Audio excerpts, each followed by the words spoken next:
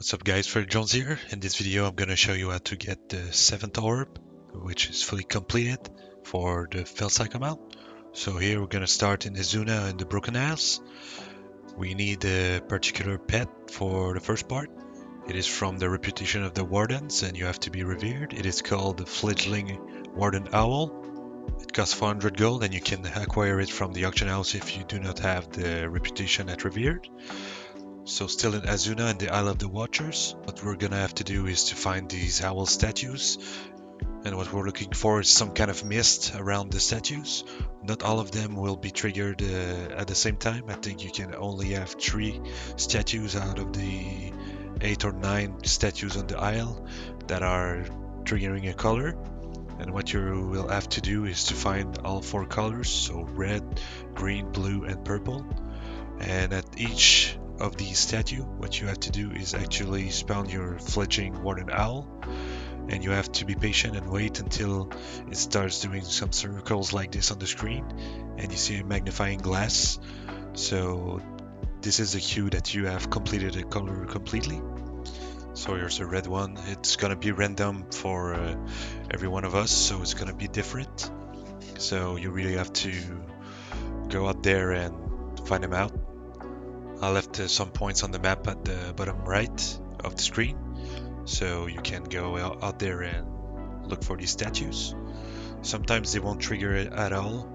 That's fine. Just go to the next statue and eventually you'll find all the colors that you need. So here's the green one, the last one that I'm needing.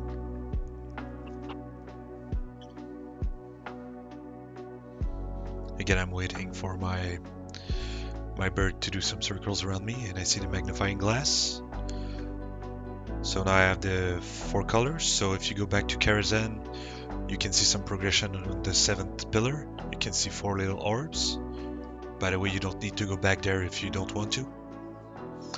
And for the next part, we're gonna head into the Vault of the Wardens. It is again on the Isle of the Watchers. And what we're gonna do first is simply a full clear, but just after the first boss, if you head back a little bit, right there, there's gonna be a door that has opened, and we're gonna have to come back here in a few steps. So here's the room. So then you can proceed, you can go in the elevator, you can kill the Inquisitor.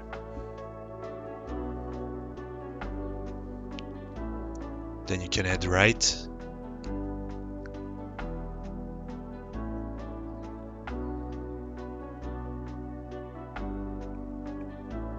Kill this Dreadlord. Kill the boss behind in the room. Then come back. Come and kill Glazer. By the way, loot this boss because we're gonna have to clear his corpse. Because we're gonna come back here in a few steps too. And we're gonna have to be able to see the ground. Then I take the second elevator and head for the last boss, Cordana. You also have to grab a glowy orb in the corridor to head to the last boss. So just make your way in the dark until the last platform. And you're gonna have to grab this glowy orb on the left. Then you can proceed to kill Cordana.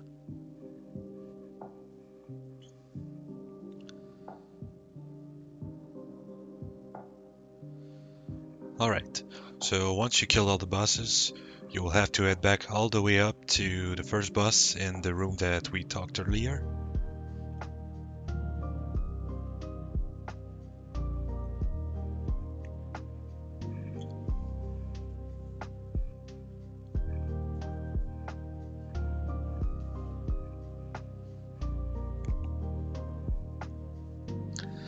And what you're gonna have to do in this room is actually spawn your fledgling warden owl again and use your torch. And what we're gonna find is actually this Sentry Statue. So just grab this statue and go back down to the Glazer boss, so the eye boss.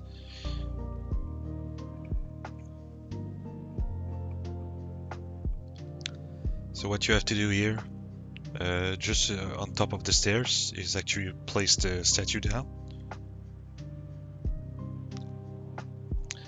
and it's gonna create this bigger statue or bigger pillar,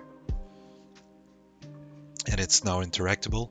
So if you click on it and you prepare the sequence, what you're gonna see is actually a lot of statues like that, and it's gonna be the harder part of this challenge.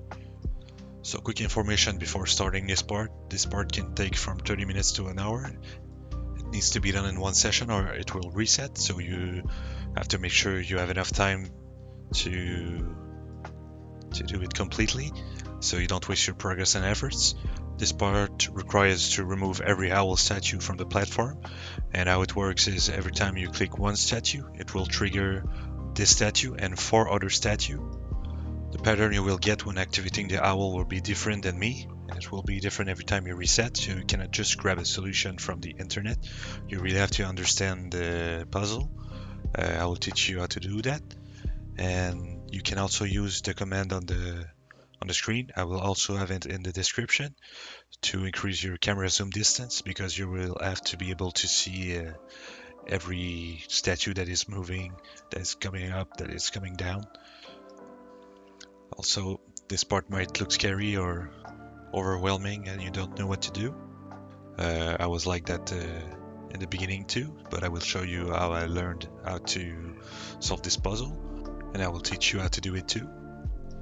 Alright, so to begin this puzzle, I started by adding some numbers on every owl statue square. It doesn't have to be like this, but you have to make sure that you can keep track of every statue. So once you click on the statue will go down, and it will affect also 4 other statues. So they will either come down or go up. What you have to do is actually track every statue that is triggered by the statue that you clicked. So for example, I clicked the statue number 2, it triggered number 5, it went down, 21 went down, 22 that went down, and 19 that came up. So if you look in the description of this video, I will put a link that will allow you to keep track of all the statues that were triggered by the statue that you clicked. You have to fill the 25 statues right there. This is coding, by the way. And what this is going to do for us at the end is it's going to tell us the exact combination to do to make all the statues come down. So it's going to be really helpful. I know this can be scary, but you don't really need to understand what's going on. Just fill every square with the 4 statues that are triggered by the statue that you're clicking, and you should be fine. If you know how to record yourself when doing this, it could be really helpful. You can go back to see what statues went down, because they are going down pretty fast and it's easy to skip one. If this happens to you, by the way, don't panic. You can just click on a statue that will bring back up the statue that you are missing information about, and you can just click on it again and fill out the information that you missed about the statues the first time. Don't forget that this is not a race. Do it at your own pace and don't stress about it. Alright, so when you filled all the 25 statues informations, this is where the magic happens. You can see at the bottom of my screen initial active. So here you're going to write the number of every statue that is up right now on your board, and then you're going to click the blue button, run, and it's going to give you the combination to click in order to remove all the statues in the fastest way possible. So for me it gave 3, 5, 25, 13 and 21, and then I'm going to show you in action how it works.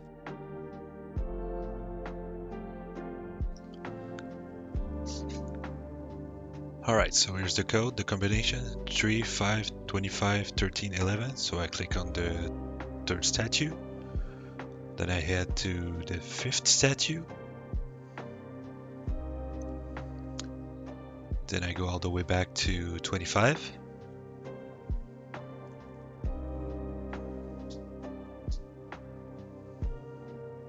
You see 13 is coming up.